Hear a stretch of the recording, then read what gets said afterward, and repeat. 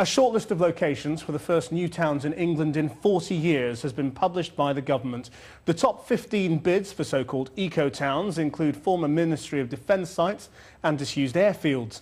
The shortlist will be whittled down to up to 10 towns with up to 20,000 carbon-neutral homes in each of them. But ministers are braced for local opposition in some areas, as James Blake reports. There's not much show of support for the government's eco-towns in Leicestershire this morning.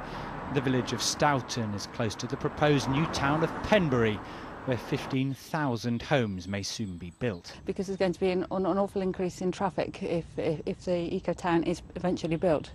Well, I don't think the government have done their research enough to realise that an area like this just can't support any sort of major town being built near the city. Despite their so-called green credentials, some of these towns will be built on greenfield areas, around this protected woodland at Marston Vale in Bedfordshire, for example.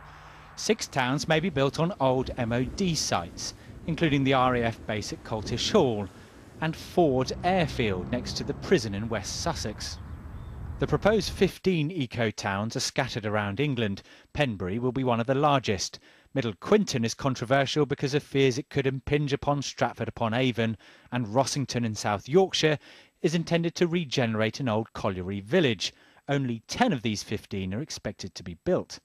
Eco-towns is a laudable idea and really helps to raise public awareness. But I think the key issue really is what we do with the existing housing stock. Most people live in our existing housing stock. We need to address the heat losses through these, leaky, uninsulated Victorian terrace housing. They are in part modelled on Poundbury, a new town in Dorset designed for the Prince of Wales.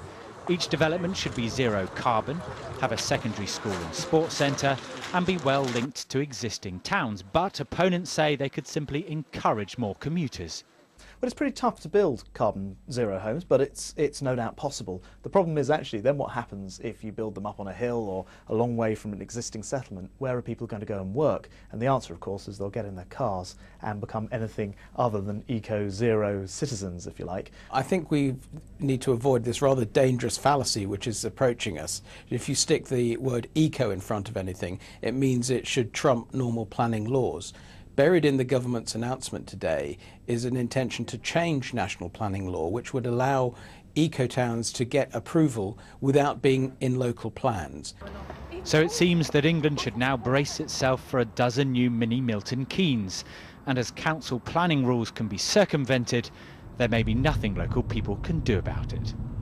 The Housing Minister Caroline Flint joins us now from Westminster. So you are going to override local concerns with these, aren't you?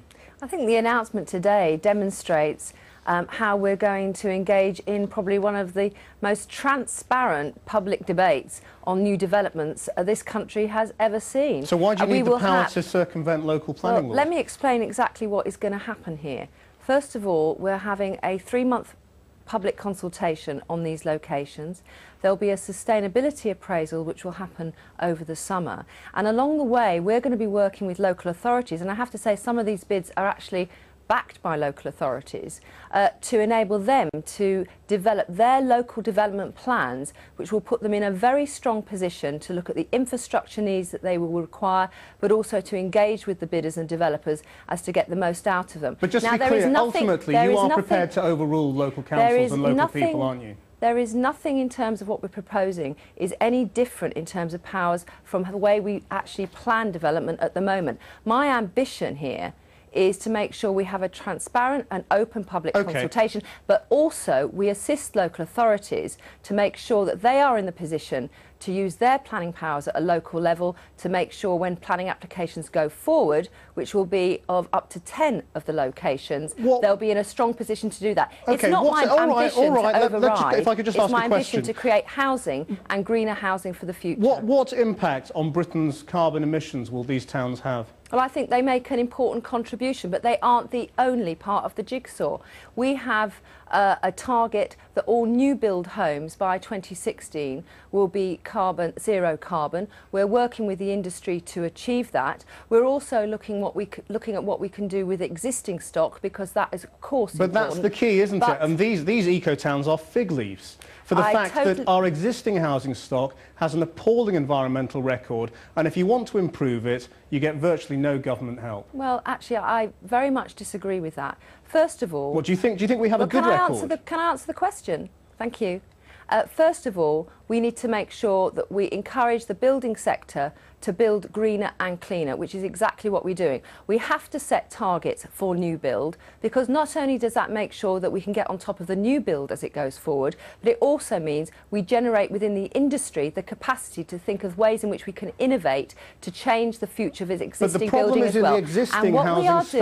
And what we are doing is challenging the existing housing stock to see ways in which we can make that cleaner and greener as well. And there are many different ways we are doing that, and we're going to discuss that more in the months ahead. Only yesterday, a House of Commons committee said your record on existing housing stock is poor and you need to improve it. You know, the fact is, if you're a homeowner trying to improve your house, there is virtually no help available to you. There is help available. We need to make sure that help is much more accessible and clearer. But I have to say, you know, we have learnt in the last 10 to 20 years about the impact of climate change in a way we have never done before. Some of our housing stock goes back centuries, so of course this is an enormous mountain to climb, but we're showing leadership by showing what we absolutely insist on in terms of new build, but also how we can turn our attention to existing homes as well. And let's be clear about the Eco-Town programme.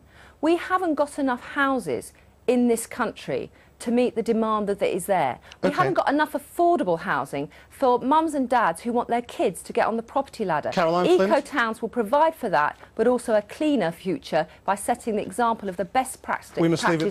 Thank you very much indeed. Thank you very much.